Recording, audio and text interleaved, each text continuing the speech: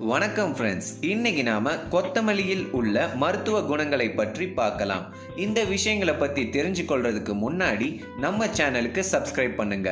நாங்க அப்லோட் செய்யும் வீடியோவின் நோட்டிபிகேஷனுக்காக கீழே இருக்கும் பெல் பட்டனை பிரஸ் பண்ணுங்க. கொத்தமல்லியை நாம் பல்வேறு உணவு தயாரிப்புகளில் உபயோகிக்கிறோம். நாம் சமைக்கும் அளவாறு சமையல் பொருட்களில் கொத்தமல்லி ருசியையும் ஆரோக்கியத்தையும் தரும். இதின்றி மூலிகையாகவும் வேலை செய்யும். இதில் பலவிதமான ஆரோக்கியத்தை பெருக்கும் பிரயோஜனங்கள் உள்ளது.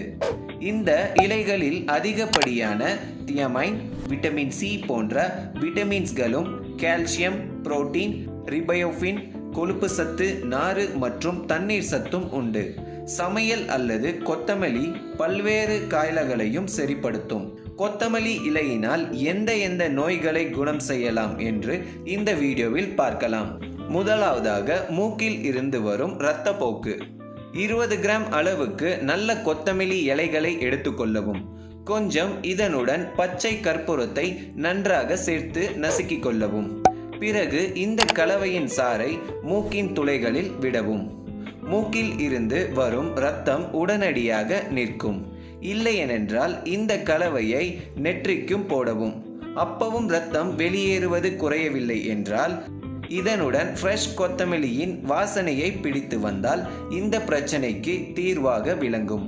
இரண்டாவதாக, கொலஸ்ட்ரால் அளவை சீர் செய்கிறது.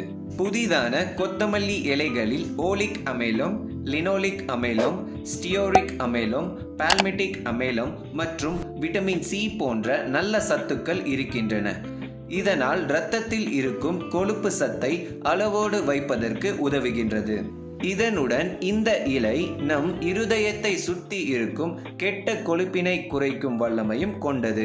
எனவே ஹார்ட் அட்டாக் போன்ற நோய்களும் தடுக்கிறது. மூன்றாவதாக, ஜீரண சக்தியையும் அதிகரிக்கும்.